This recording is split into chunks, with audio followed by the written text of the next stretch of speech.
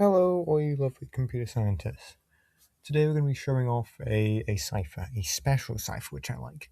It is the Vigenere Cypher. Butcher the pronunciation probably. But it works by having a Caesar cipher that cycles through different letters based on the key, which will be a multi-lettered word. It's a little complex, but I'm going to show that off today.